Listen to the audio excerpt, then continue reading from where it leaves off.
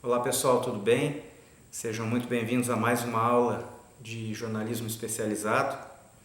Hoje nós vamos falar sobre o jornalismo esportivo, mas antes de adentrarmos o tema da aula de hoje, eu quero falar só mais um pouquinho sobre jornalismo cultural, só um pontinho que faltou na aula passada, né, no nosso vídeo passado. E o que eu vou falar aqui tem muito a ver também com o background information que nós vimos lá em jornalismo político, ou seja, aquela informação de fundo, aquela informação que não necessariamente vai entrar na matéria que o jornalista vai escrever, vai produzir, né, mas que é fundamental para que ele escreva, para que ele se posicione de uma forma mais tranquila, né, com maior propriedade. É aquela base, né, sólida que todo e qualquer jornalista deve ter, né, o conhecimento, né, background information, né, aquela informação de fundo, aquele conhecimento a respeito daquilo que ele está lidando. E eu esqueci de mencionar sobre isso. Isso aí aparece em todas as aulas de jornalismo especializado, porque o jornalista tem que ter, independente da sub-área, né? Ele tem que ter esse background information.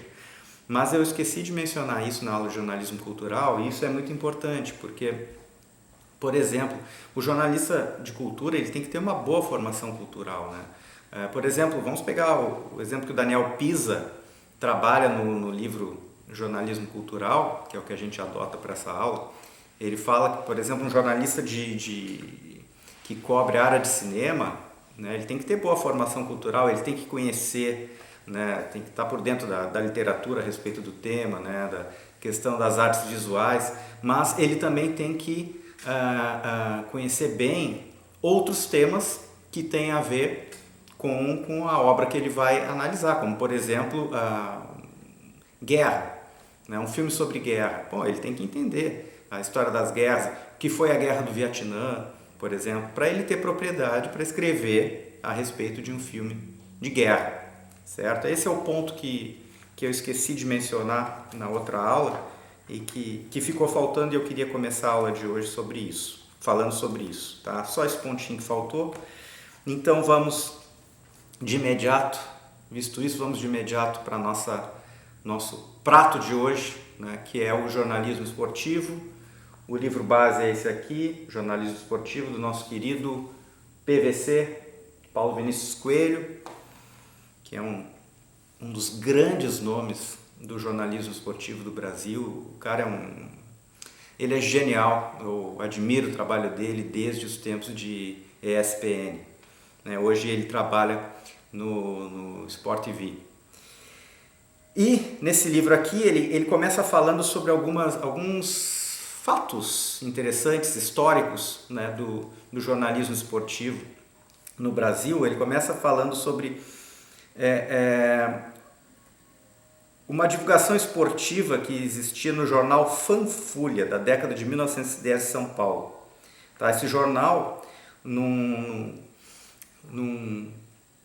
certo dia, colocou um aviso descompromissado, né, convidando pessoas, né, a ala italiana, os italianos lá de São Paulo, a fundar um time, né, que inicialmente se chamou Palestra Itália e que um tempo depois viria a se chamar o Palmeiras, né, o Palmeiras que todo mundo conhece. Né. Isso aí se deu em meio à Segunda Guerra Mundial. Né, e o PVC fala que até hoje a Fanfolha, é grande fonte de consulta dos arquivos do Palmeiras, né? E informava também as fichas de todos os jogos do clube dos italianos. Outros pontos que ele destaca no início ali, que o futebol, por exemplo, ele era visto com muito preconceito, assim. E o esporte em nível geral também, assim, se tivesse que cortar alguma coisa nos jornais, cortava a parte de esportes, né? Outro ponto que ele coloca aí já alguns dados aí importantes em nível histórico, né? Os primeiros esboços, assim, no sentido de um jornalismo esportivo no Brasil, né? década de 30, né? Tivemos o Jornal dos Esportes, né? Com o Mário Filho, ou Maracanã, o Mário Filho Maracanã, que era o irmão mais velho do Nelson Rodrigues, né? Que também escrevia no Jornal dos Esportes. E esse foi o primeiro diário exclusivamente dedicado aos esportes no país. Só que aí o jornalismo esportivo naquele momento vivia um dilema, porque e esse dilema tinha a ver também com preconceito, porque se falava que só as pessoas de menor poder aquisitivo poderiam tornar-se leitores desse tipo de diário, né? Então, eles associavam muito o jornalismo esportivo, o futebol, por exemplo, com as pessoas menos favorecidas, né? De menor poder aquisitivo. O que acontecia então? Eles diziam o seguinte: olha, se o cara tem dinheiro para ir a um jogo, pagar o ingresso e ir ao jogo, só que ele não tem dinheiro para ir ao jogo e comprar um jornal, né? Então, o jornalismo esportivo também era desacreditado nesse sentido, né? Era visto com preconceito, diziam que o jornalismo esportivo era direcionado somente aos menos favorecidos, que não tinham dinheiro para comprar os jornais, porque senão eles não iam assistir os jogos, né? Então teve toda essa discussão ali no início, né, com as primeiras publicações, né? Aí no final da década de 60, em São Paulo, surge o Caderno de Esportes, que originou o Jornal da Tarde, né? Mas aí só para vocês terem uma ideia, assim, imagina o Brasil, né, o país do futebol, né? Vamos pegar o futebol como exemplo.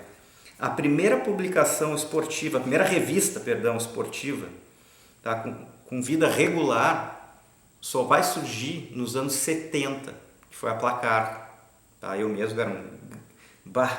eu tinha todas as Placar, né? Eu era um grande colecionador da Placar, que era uma fonte maravilhosa de consulta, né? Principalmente com relação ao futebol. Mas só para vocês verem a diferença aí, a primeira com vida regular foi nos anos 70, na década de 70. Na Itália e na Argentina, por exemplo, as primeiras revistas sobre esporte surgiram em 1927. Vejam a diferença aí, né? E outra questão também, né?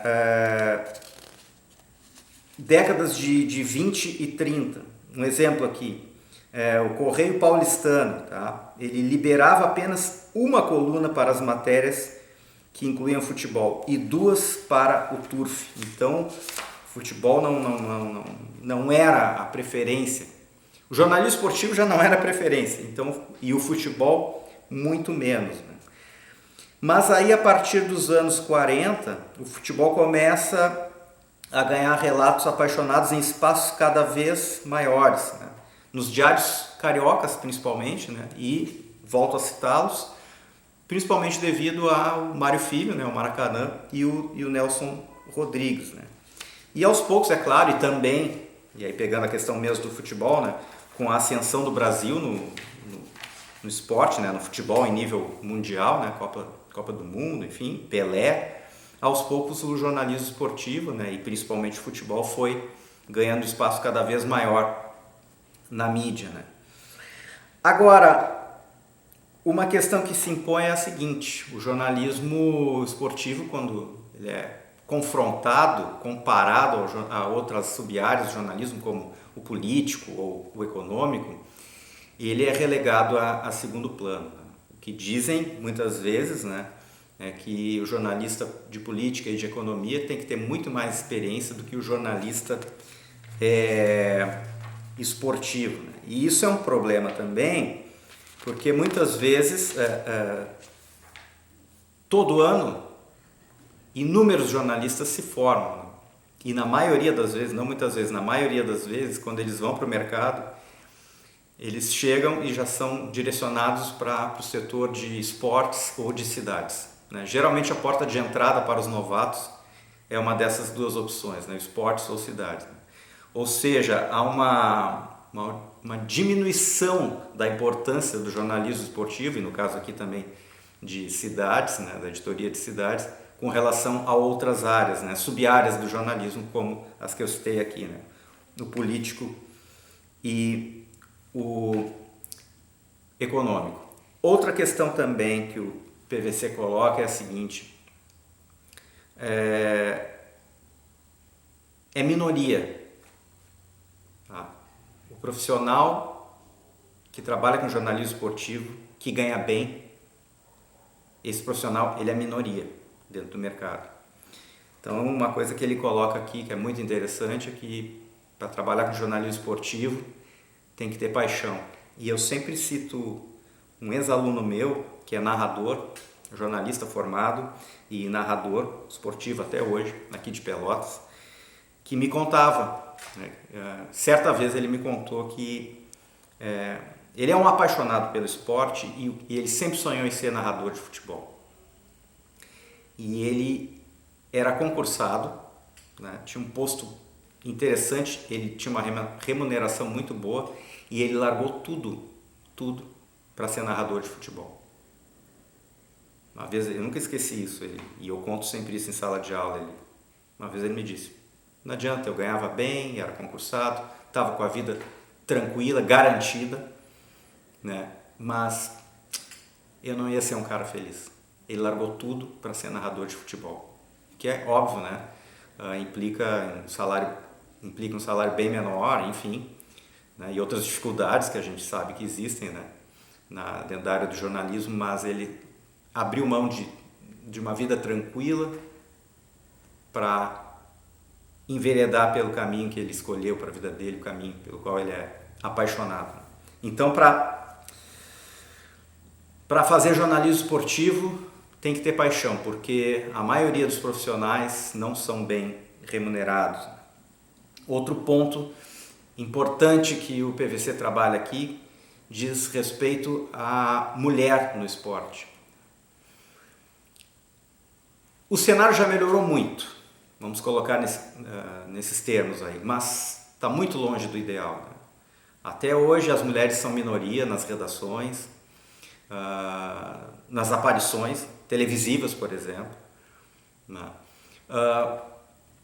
Eu espero que isso mude, né? Como muitas coisas necessitam de mudança, né? Com relação a isso, né?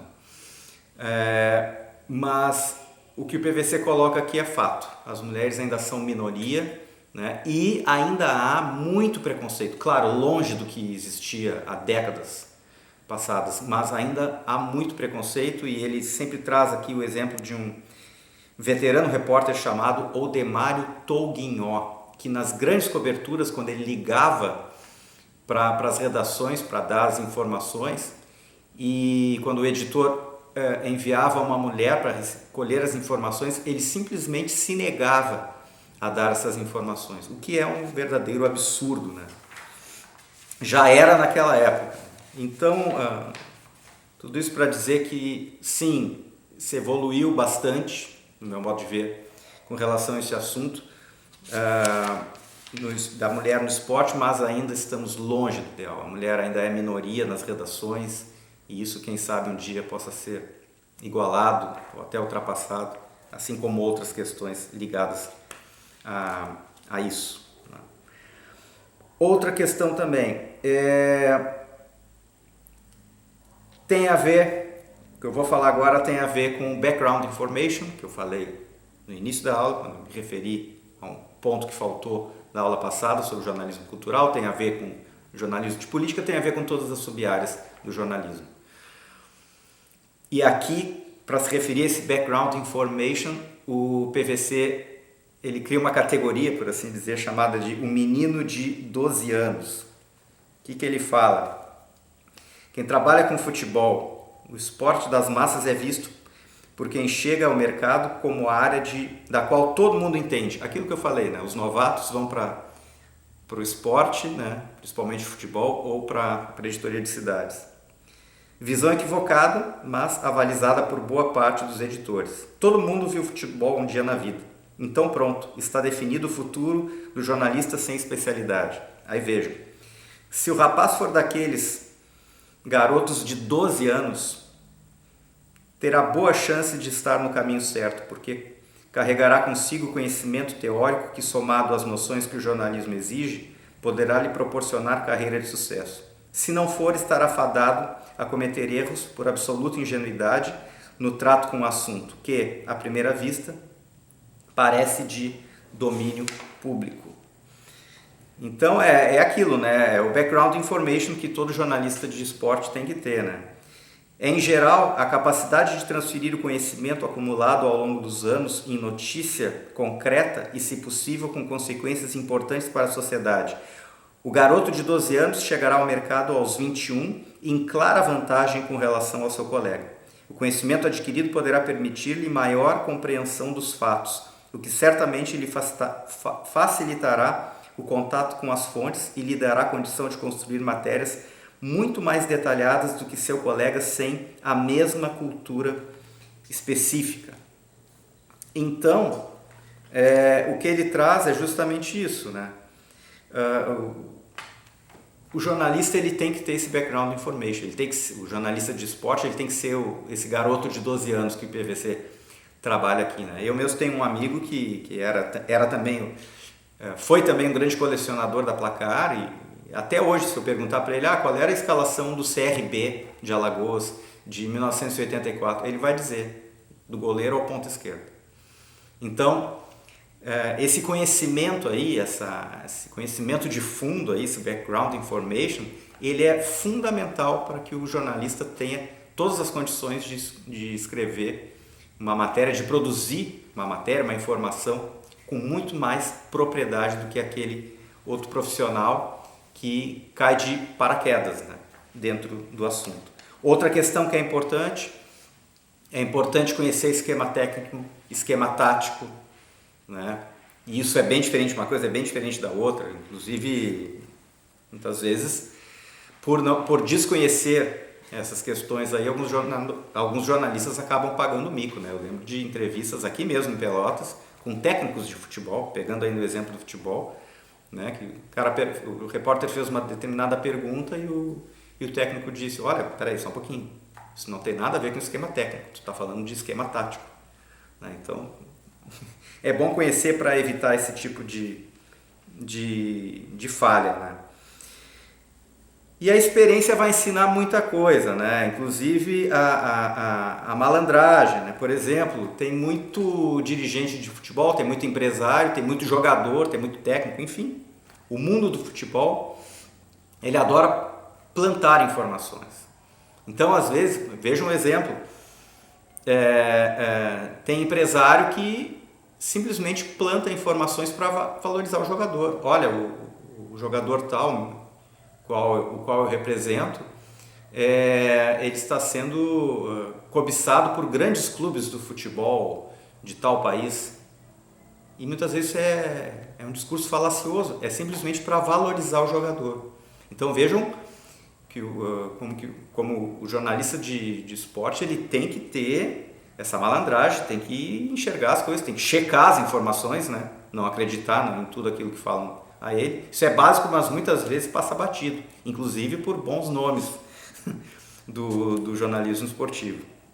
Outra questão também, e tem a ver isso com checar fontes, muitas vezes o repórter pode derrubar um profissional, né? Eu nunca esqueço de aqui mesmo, em Pelotas, anos 2000 ou anos 90, não me lembro, uma dessas duas décadas aí.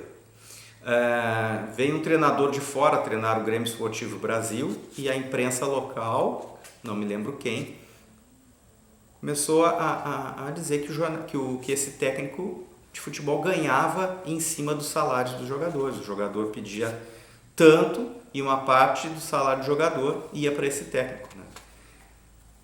Nunca se provou nada a esse respeito, mas essa simples informação serviu para derrubar esse treinador, que acabou indo embora. Verdade ou não, essa informação derrubou esse treinador. Então tem que ter muito cuidado, né? Outro ponto que o PVC trabalha com relação ao jornalismo esportivo é o seguinte: até aqui as emissoras de televisão a cabo foram as únicas a investir na formação do jornalista especializado. Vejam, esse livro já tem alguns bons anos, né? Hoje a gente pode colocar o seguinte: as TVs abertas, né? Internet nem se fala, né? Internet é um mundo à parte, né? Mas as TVs abertas, elas passaram a investir mais nisso, né? Até porque talvez isso tenha sido motivado por uma questão muito clara, né? Quem gosta de esporte, né, acabava vendo única e exclusivamente os canais de TV a cabo que eram especializados nisso, né? Que tinham nas suas equipes pessoas que realmente entendiam do assunto. Hoje a coisa mudou, né? Mas nem por isso algumas emissoras deixam de lançar mão da famosa mistura de informação esportiva com entretenimento, que, a meu ver, é uma bobagem, uma perda de tempo, é simplorice. Mas essa é a simples opinião de um mero professor universitário. Outra questão também colocada aqui. Cuidar muito, a gente sempre fala isso em todas as aulas de jornalismo especializado, a internet é uma maravilha, mas tem muitos problemas, como todos nós sabemos, falar sobre isso é chover molhado. Mas a gente tem que ter muito cuidado quando o assunto é a busca incessante pelo índice de audiência. Muitas vezes, em busca de maior índice de audiência, do maior número de acessos, alguns portais lançam mão de algumas práticas não muito saudáveis, digamos assim, vamos colocar nesses termos, né? Eu lembro muito bem quando o acidente do dia 15 de janeiro de 2029, com a delegação do Grêmio Esportivo Brasil, tenho certeza que todos vocês sabem da história, o portal do IG produziu inúmeras matérias. E algumas, certamente ali não foram checadas, algumas informações. Mas não tem problema. Eles mataram pessoas, uma em particular, que não morreu. Mas não tem problema. Sabe por que não tem problema? Eles fazem outra matéria para corrigir a anterior. Ou seja, parece que muitas vezes o que vale é o número de matérias produzidas, o que é um verdadeiro absurdo. Então a gente tem que ter muito cuidado com relação a isso, né? A busca pela audiência muitas vezes faz com que determinados profissionais, veículos de comunicação lancem mão de práticas não muito éticas, para colocar nesses termos aí. Outra questão que eu falei também em jornalismo cultural, isso serve para todas as sub-áreas, jornalismo político, tudo. E isso também respinga em questões éticas. Cuidar os laços de amizade, né? Tem jornalista que não fala mal de determinado atleta porque ele tem uma relação muito boa, particular, né? Muito boa com esse atleta. Ele é amigo do atleta, né? Não dá. Inclusive tem jornalistas, né, como o Mauro César Pereira, que até há pouco tempo era da ESPN, que dizia que se recusava a conhecer jogadores de futebol justamente para não ter que passar por isso aí, certo? Pessoal, esses eram alguns pontos que eu gostaria de trazer para vocês aqui. Fontes temos inúmeras, né? Mas procurem sempre as publicações especializadas. Se quiserem ficar num exemplo aqui, a Placar, o Lance, também são informações bem interessantes, e os sites, né? Principalmente da ESPN, que aborda não só o futebol, que é o carro-chefe do jornalismo esportivo, pelo menos aqui no Brasil, mas todas as áreas. A ESPN, assim, tem que tirar o chapéu para ela, porque ela sempre deu importância para todas as áreas, todos os tipos de esportes, né? Não só o futebol, claro, o futebol é sempre o carro-chefe, porque é o que vende, o Brasil é o país do futebol, né? Se querem ainda considerar assim, enfim, mas a ESPN, ela abre espaço para as demais, né? Para as demais modalidades esportivas, né? E é bom que se diga o seguinte, ao contrário do que muitos afirmam, na minha opinião, o jornalismo esportivo ele abriu espaço para outras modalidades, embora, eu volto a dizer, o futebol ainda é o carro-chefe, por razões óbvias, mas ele abriu espaço para outras modalidades, principalmente ali final dos anos 70, início dos anos 80, aqui no Brasil, né? O basquete, o vôlei, principalmente devido aos feitos, né? Aos êxitos, né? Obtidos pelos atletas, né? Tanto masculino quanto quanto feminino. Então é bom que se diga isso, né? O jornalismo esportivo hoje, né, os veículos de comunicação, eles abriram, ao longo das décadas, eles abriram mais espaço para outras modalidades esportivas, embora, dizendo mais uma vez, o futebol ainda seja, sim, o carro-chefe. Certo, pessoal?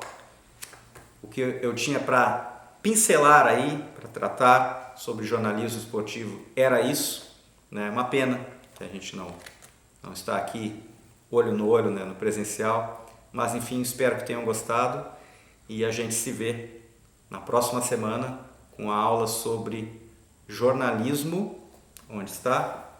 Literário. Um abraço, até lá!